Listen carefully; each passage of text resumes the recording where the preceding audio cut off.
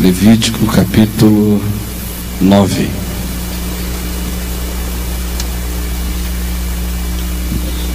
E nós vamos manter a Bíblia aberta nesses capítulos 9 e 10.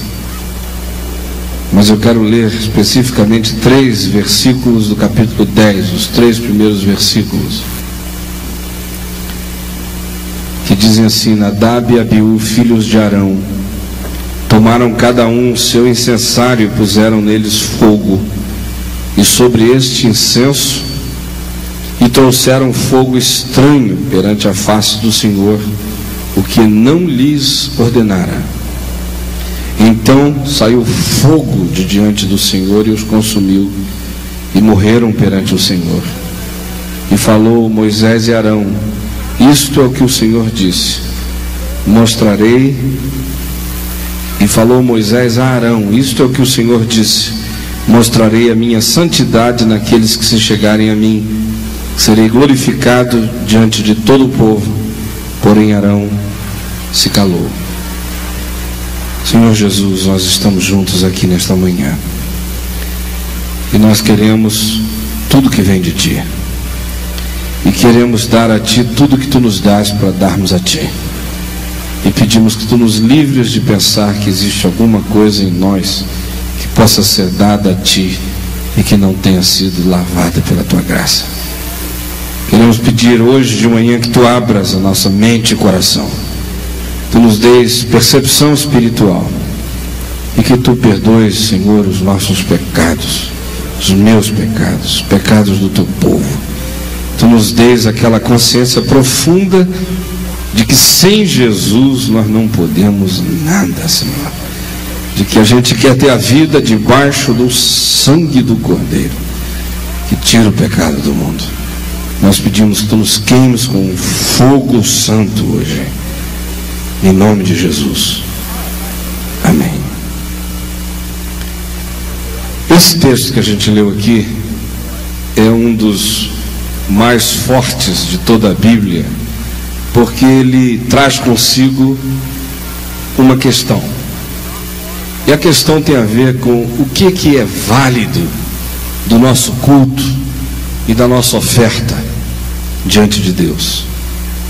Porque 2 filhos de Arão, que eram levitas, separados por Deus para o culto, para a liturgia santa, para a adoração, para o sacerdócio, resolvem pegar seus incensários dedicados a Deus, resolvem pegar incenso dedicado a Deus, e resolvem pegar um fogo, que eles acham que é só fogo, colocar nesses seus objetos de culto e sobre eles, sobre este fogo e incenso, e trazer diante de Deus no momento de celebração, onde o povo está reunido, a bênção de Deus tinha sido dada, a glória de Deus tinha sido manifesta, e o fogo de Deus tinha caído sobre o holocausto, validando tudo que tinha sido feito até então.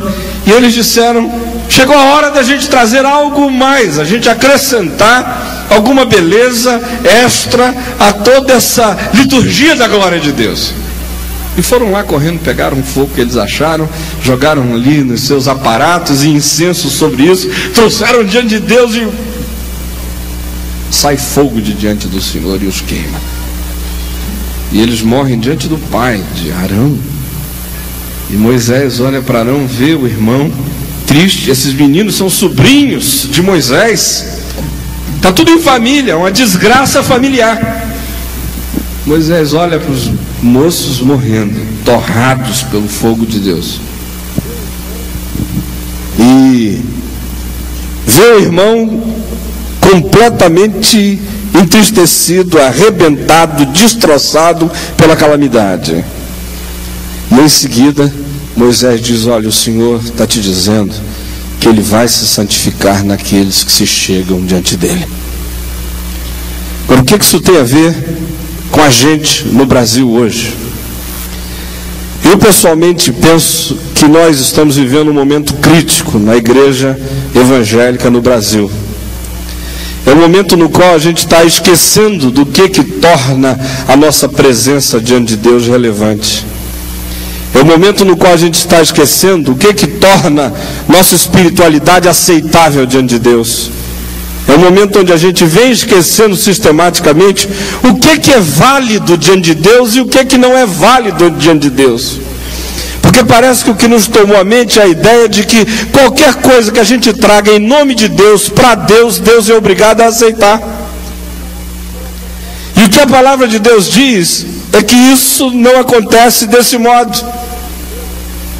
Os filhos de Arão não estavam trazendo diante de Deus alguma coisa que fosse completamente estranha à religiosidade de Israel. Ao contrário, havia alguns aparatos que eram comuns ali, eles estavam usando coisas que eles usavam em outras ocasiões, mas eles trazem para Deus algo que Deus não deu a eles para ser trazido a Deus, e aí o juízo de Deus cai sobre a vida deles. E parece que o que se nos ensina aqui, de modo forte na Escritura, é que Deus não pode visitar a espécie humana sem juízo. A visita divina só é possível sem juízo a partir da graça. É por isso que o apóstolo João diz: filhinhos meus, não pequeis. Mas se todavia alguém pecar, tendes advogado junto ao Pai, Jesus Cristo justo. Ele é a propiciação pelos nossos pecados, e não somente pelos nossos próprios, mas também pelos do mundo inteiro. Se Deus se aproxima da espécie humana, de qualquer indivíduo nesse planeta, Ele só o faz porque diante dele existe esse sangue eterno da aliança, do Cordeiro de Deus, que é a propiciação pelos nossos pecados, e não somente pelos nossos próprios, mas também pelo do mundo inteiro.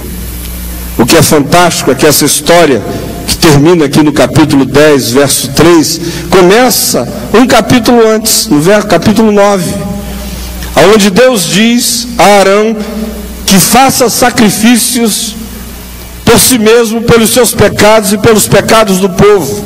Porque Deus queria se manifestar, a glória de Deus iria aparecer. E aí o que acontece? As instruções são dadas e diz a palavra de Deus que Arão separa, primeiro, um sacrifício pelo seu próprio pecado. Segundo, ele separa um holocausto para ser oferecido diante de Deus por ele mesmo. E terceiro, ele traz ofertas pacíficas diante de Deus, tudo isso relacionado à sua própria vida. Depois inicia um segundo processo, onde ele mola animais diante de Deus como oferta pelo pecado do povo. Depois ele oferece holocausto diante de Deus como aroma e sacrifício diante de Deus pelo povo. E depois ele traz a oferta pacífica, a oferta do apaziguamento da relação entre o povo e Deus, a oferta da celebração da reconciliação do povo com o seu Deus. Aí quando isso é feito, diz a Bíblia, que depois desse sangue derramado por Arão e seus filhos, depois desse sangue derramado pelo pecado do povo, depois da celebração desse sacrifício aceitável diante de Deus e da pacificação desse relacionamento, Arão e Moisés entram na tenda, e quando saem de dentro da tenda da congregação, eles estendem as mãos sobre o povo, abençoam o povo, e Deus os abençoa. E aí a glória do Senhor aparece a todo o povo, e eles veem a glória de Deus. E é só depois que a glória de Deus se manifesta, é que vem fogo da parte do Senhor e queima o holocausto. A história podia ter terminado aí.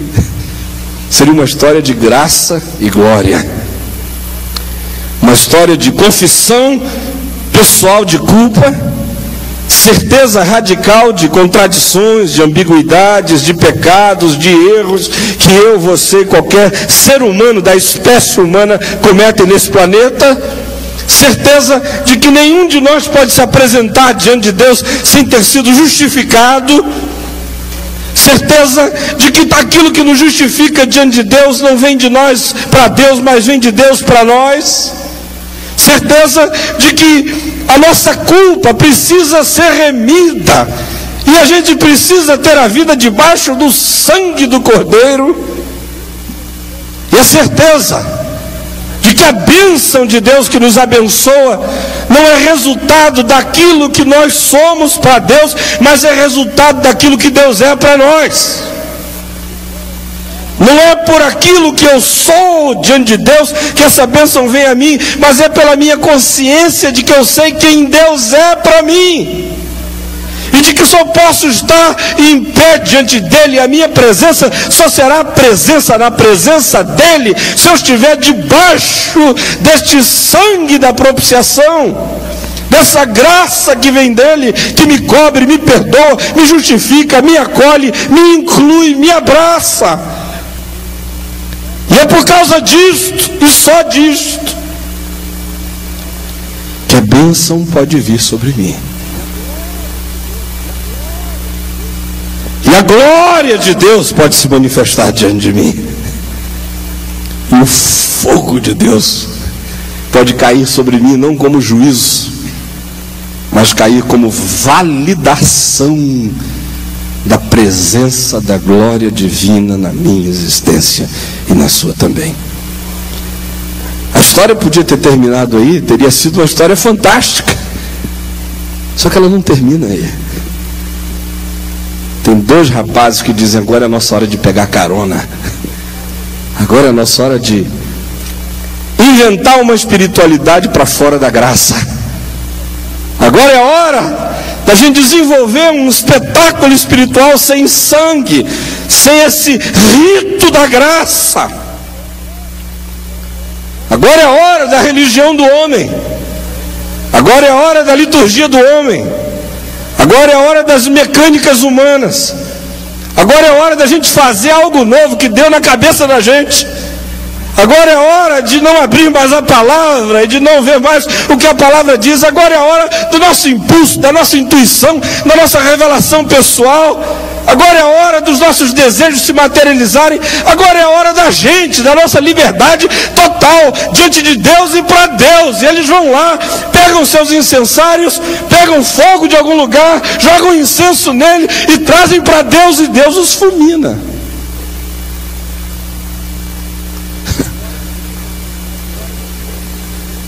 Uma história que podia ter terminado antes, com a glória de Deus sobre o povo, termina depois com o juízo de Deus sobre a espiritualidade que quer se apresentar diante de Deus sem graça e sem sangue.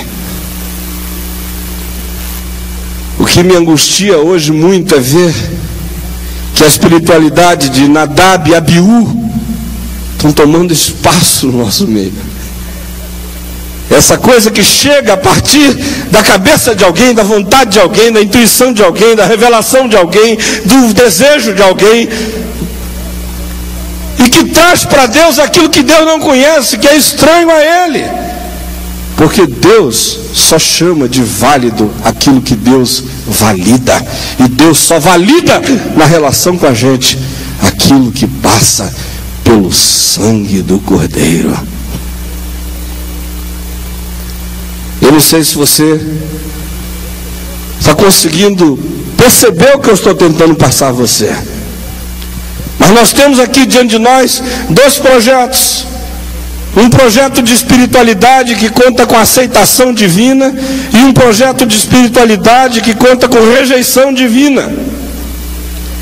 A pergunta é, talvez você faça: o que pode ter sido tão radicalmente diferente nas duas ofertas para que tivessem respostas divinas tão distintas? Será que essas sutilezas são suficientes para justificar respostas de Deus tão distintas às duas apresentações de fogo diante dele, aos dois projetos de espiritualidade? Primeiro, a gente aprende que o fogo de Deus vem de Deus para o homem. Capítulo 9, no verso 24, diz que depois desses ritos da graça, dessa consciência do sangue, do sacrifício, do cordeiro, da propiciação, da cobertura, da dependência total da bondade divina que nos justifica, depois disso e só disso, a bênção chega, a glória aparece e o fogo cai. E vem de Deus para nós. Segunda realidade que a gente percebe é que o fogo estranho faz um caminho diferente. O fogo divino vem de Deus para o homem. O fogo estranho é uma tentativa humana de levar fogo a Deus. É uma invenção humana. É um mecanismo, é uma criação humana. É artificial. Não veio do altar de Deus sobre a minha vida, vem do altar do homem para Deus. E aí a grande questão é saber o quanto daquilo que a gente chama de fogo no nosso meio é fogo de Deus ou é fogo do homem, porque o homem também sabe fazer fogo. E como sabe? Tudo que a gente chama de fogo, eu fui lá e o fogo caiu, é fogo de Deus ou é fogo do homem? É fogo só da encenação, é fogo só do teatralismo do fogo, é fogo de Nadab e Abiú, apanhado em algum lugar, em algum fogareiro na esquina, aprendido de alguma técnica, de alguma outra coisa, mas que não veio de Deus mesmo, como resposta da graça de Deus, queimando a alma humana. E aí, a palavra de Deus prossegue e nos ajuda a ter um discernimento daquilo que a gente poderia chamar de uma teologia do fogo divino. E que teologia é essa do fogo divino? Primeiramente, a gente aprende que o fogo válido que o homem tem para oferecer a Deus é aquele da queima do sacrifício fora do portão. Capítulo 9, verso 11 diz: porém a carne e o couro queimou com fogo fora do arraial. Agora olha aqui para mim. Livro de Hebreus, no capítulo 13, do verso 8 ao verso 14, nos fala do recíproco espiritual desse ato de Arão, dizendo que ele aconteceu em Jesus, quando ele foi imolado fora do portão do acampamento. E aí, o que a palavra de Deus está me dizendo é que o único fogo que tem validade diante de Deus, que eu posso trazer a Deus, é aquele que Jesus, que tomou o meu lugar, trouxe diante de Deus quando foi como sacrifício feito fora do portão. Isso aí anula radicalmente na nossa cabeça essa ideia de que eu tenho algum fogo para produzir em algum lugar para trazer diante de Deus, porque o único fogo humano acendido pelo homem que pode ter algum valor é aquele que Jesus acendeu quando se ofereceu como oferta radical, como realização e concretização prática dessa oferta de Arão queimada fora do arraial. E aí, eu olho para mim mesmo e tomo consciência de que não há absolutamente nada que eu tenha ou possa fazer para gerar essa satisfação radical e essencial a Deus, a não ser tomar consciência profunda daquilo que Jesus já fez por mim, quando foi queimado espiritualmente diante de Deus, fora do arraial. Aliás, o texto de Hebreus no capítulo 13, vamos desligar o celular? O texto de Hebreus no capítulo 13 nos dá conta de que qualquer um que tente inverter essa ordem não vai ser jamais aceito diante de Deus. Ninguém. Nós temos um altar diante de Deus do qual não são dignos de participar aqueles que querem escolher o caminho de uma espiritualidade que não é essa do cordeiro imolado fora do portão.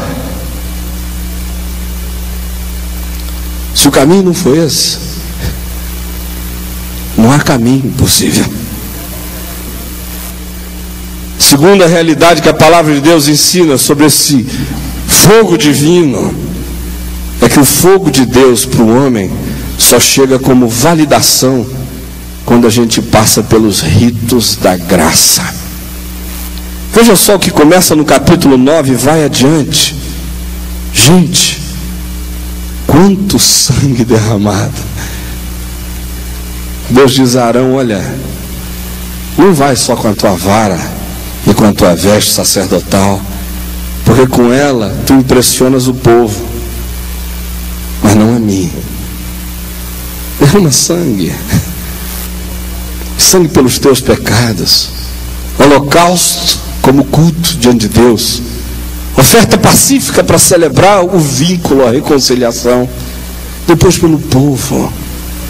E aí, depois que tu chegares com essa consciência total da necessidade indispensável do cordeiro sobre a tua vida, a bênção vai cair sobre ti, a glória de Deus vai aparecer e o fogo vai queimar no altar.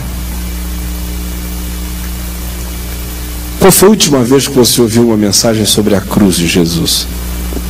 Está raro ouvir falar da cruz de Jesus no meio evangélico.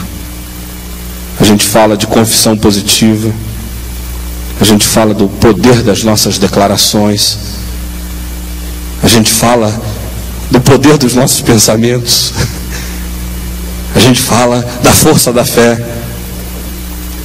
a gente fala do poder empreendedor de visões que a gente tem, a gente fala de prosperidade. Eu estou magoando algumas pessoas aqui, mas eu não cheguei nesses 23 anos até aqui porque eu vim agradando todo mundo nesses 23 anos.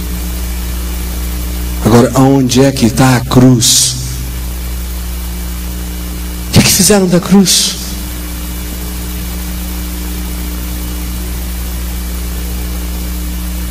No evangelho não há crucifixo. A gente se jacta diante dos católicos, mas hoje em dia também não há mais cruz. Jesus virou simplesmente agora o promotor da nossa prosperidade, o avalista do nosso sucesso. É aquele que venceu o tranca-ruas, é o sol, o abre-portas, para caminhos que vão do berço à sepultura. Até mesmo a mensagem da eternidade do céu desapareceu do nosso meio. Inferno agora é ser pobre, céu agora é ser rico. Poder do Espírito Santo não tem mais nada a ver hoje em dia com a possibilidade de testemunhar Jesus e ver o coração dos outros queimando. Poder do Espírito Santo agora tem a ver com derrubar alguém que cai e levanta e não mudou nada, só levou um tombo. O que eu estou dizendo é que os ritos da graça desapareceram. Tem até igreja por aí que já quer tirar a ceia do Senhor como instituição. Sabiam disso? Há igrejas no Brasil hoje que dizem que a ceia do Senhor é uma banalidade que precisa ser arrancada do nosso meio.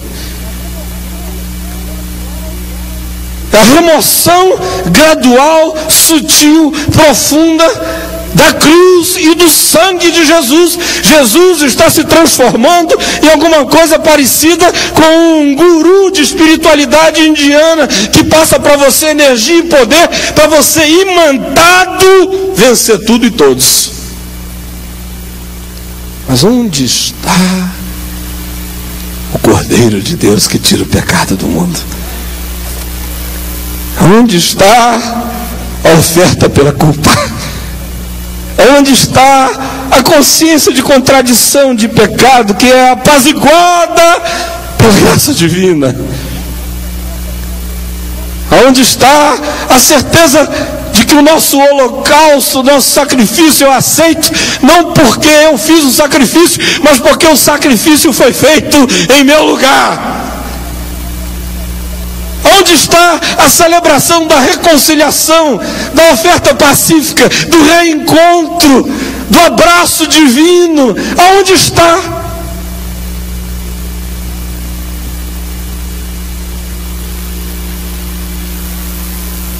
E sem derramamento de sangue, não há remissão de pecados.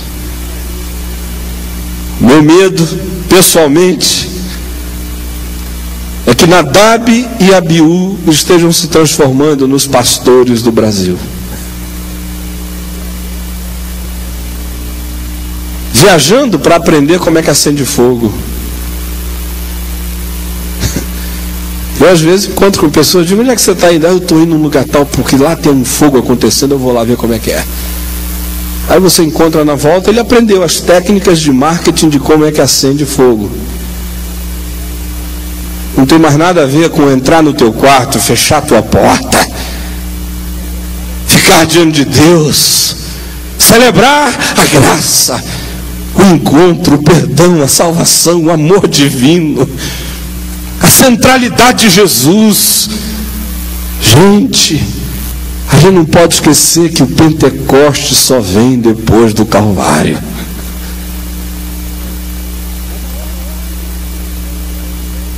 Mas a ordem foi invertida no nosso meio. A cruz é uma história que não está fazendo história na história das nossas vidas, ficou para trás. Virou banalidade, tolice, mensagem de criança, que ninguém quer mais ouvir. E aí, o que a gente tem é um outro evangelho, que não é mais o evangelho do Senhor Jesus, é o evangelho de Nadab e Abiú. Não tem nada a ver com o de Mateus, Marcos, Lucas e João. Talvez o evangelho que você pratique seja o evangelho de Nadab e Abiú, o evangelho do fogo estranho. A conclusão é clara: não há nenhum fogo aceitável diante de Deus que não seja o fogo divino, que vem como afirmação divina a significação da cruz. Fogo caiu não é porque Arão era maravilhoso, Moisés era fantástico, o povo de Israel era limpo. Fogo também não caiu porque eles aprenderam a fazer confissões positivas juntos. Nós afirmamos que o fogo vai cair, nós afirmamos que o fogo vai cair. Fogo caiu é porque sangue foi derramado e porque consciências tomaram consciência da sua total falta de adequação diante de Deus e da total graça divina, adequando-os, justificando-os pelo sangue do Cordeiro, para que eles fossem objeto da bênção divina, pudessem ver a glória de Deus e pudessem receber o fogo do céu. Isso tudo tem a ver com graça, gente. A sequência, depois que a gente compreende, se submete, aceita, celebra esses ritos da graça, a sequência é natural.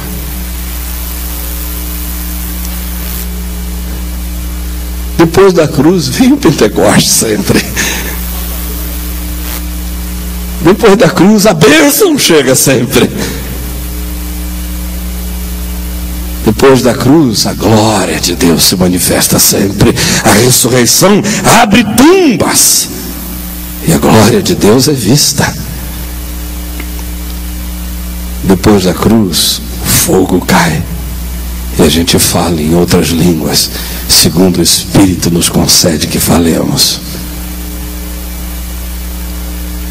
Hoje eu estava lá no hotel antes de vir para cá, olhando para mim mesmo, relendo esse texto e pensando o seguinte: meu Deus, como é fácil enganar o teu povo. É muito fácil. Olha, não tem povo mais facilmente enganável nesse mundo do que o chamado povo de Deus. Sempre foi assim. Se eu chegasse hoje aqui, eu começasse a dar cambalhota e dizer assim, aleluia, aí você acaba com a cambalhota até o fim, vocês levantavam me aplaudindo. Não tenho dúvida disso, gente. Ah, sim. Alguns talvez, se você sair, porque já me conhece há muito tempo, você assim, deu um negócio esquisito para o pastor Caio, não é disso. Mas aleluia, deve ter sido o Espírito. Não é disso. Mas não tem povo mais fácil de ser enganado. E às vezes vejo, ali atrás daquele bastidor, cabe tudo. Cabe um pastor falando no celular, assinando cheque, fazendo um monte de coisa, e alguém diz, está na tua hora, aí ele entra por ali, aleluia! E todo mundo pensa que ele está... Mas a palavra de Deus está me dizendo que eu preciso abrir meu olho, porque nem todo fogo é fogo que Deus diz queima aquilo que precisa ser queimado na nossa vida. Tem muito espetáculo de pirotecnia no nosso meio, porque não tem nada a ver com o fogo de Deus. É bombinha que a gente comprou em algum lugar e faz o show da glória divina, mas não foi Deus que apareceu, foi só eu que encenei a divindade vestida de sagrado. Meu irmão, hoje de manhã eu queria deixar essa palavra de Deus contigo. Eu tenho certeza que ela é palavra de Deus, e disso eu não tenho a menor dúvida. Eu tenho mais certeza de que essa palavra que eu estou te falando é palavra de Deus do que eu sou homem de Deus. Porque ainda que eu não fosse homem de Deus, eu saberia, entretanto, que essa palavra ali é palavra de Deus. Essa é a palavra de Deus. O que você vai fazer com ela é responsabilidade sua. Hoje à noite eu vou continuar. Vou falar um pouco sobre as duas estruturas, os dois projetos, fogo divino e fogo estranho. Como é que a gente discerne um do outro? Para a gente não cair na ilusão de que Deus se impressiona com os nossos espetáculos de pirotecnia. Deus não é um Deus impressionável. Deus é o Deus que impressiona com a graça dele no nosso coração. Vamos ficar todos nós em pé, juntos agora. Tem muito celular aqui nesse auditório. Olha, celular, deixa eu só dar uma dica aqui. Eu também tenho, gente, ó. Só que ele fica desligado. Ou então eu ponho no vibrador. Porque aqui é a hora da gente falar com Deus. Não mais ninguém. Minha esposa quer falar comigo, vai me esperar até meio-dia, eu ligo para ela. Aqui não dá.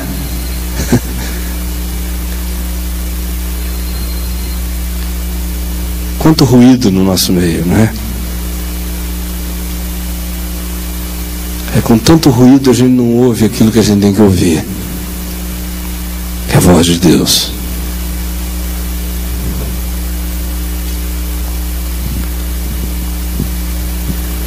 Vamos curvar a cabeça juntos.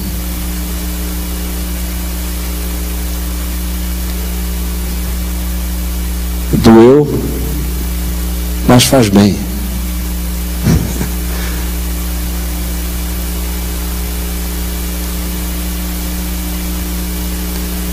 Senhor Jesus,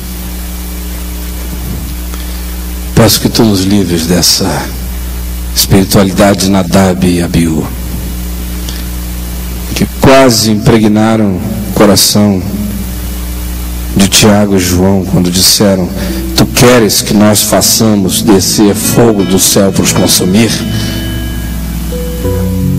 Não deixe, Senhor, que a gente ache que tem controle sobre o fogo de Deus. Livra-nos de pegarmos essa carona para a morte.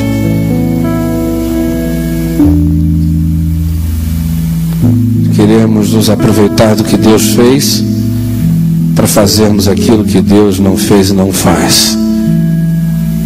Trazermos diante do teu povo aquilo que tu não santificaste. Senhor, eu tenho consciência profunda, tu sabes, de quem eu sou, das minhas tortuosidades, dos meus defeitos, dos meus pecados. E é por isso que eu tenho pavor de vir diante de ti com o fogo que eu acendo. Eu sei que tu não vais me torrar, como tu não tens destruído instantaneamente quem te traz fogo estranho. Mas esse fogo vai esfriando a alma da gente quando não é fogo de Deus. Vai nos matando, porque anula a nossa consciência da tua graça. Eu quero pedir, Senhor Jesus, em teu nome, que tu venhas hoje, venhas agora sobre nós, que tu nos restaures na alma a consciência do valor da cruz e do sangue do Cordeiro de Deus. Senhor, perdoa por todas as nossas encenações de pirotecnia espiritual que não tem nenhuma relação com a genuinidade do fogo do Espírito que vem dos céus. É tão fácil imitar o divino, desempenhar papéis. Senhor Jesus, é tão fácil esquecer da tua graça. É tão fácil fazer opção pela religião de Caim. Tão fácil, Senhor, escolher um caminho do homem, ainda que em nome de Deus, e não fazer a opção do caminho do sangue. Quero pedir hoje que tu perdoes os meus pecados e os pecados do teu povo. E agora, Senhor, estende sobre nós a tua mão e concede-nos a tua bênção. A bênção, a bênção. E mostra-nos a tua glória, Senhor. Brilha a tua luz em nós, Senhor, e queima o nosso coração com teu fogo, Senhor. Fogo que vem do Espírito,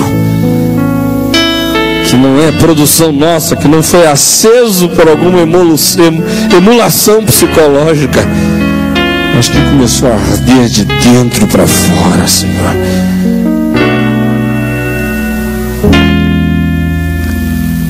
E traze-nos hoje para todos os nossos encontros, os seminários de logo mais e da tarde, a reunião da noite, com esse desejo de discernir o que é de Deus e o que não é de Deus e escolher o que vem de ti.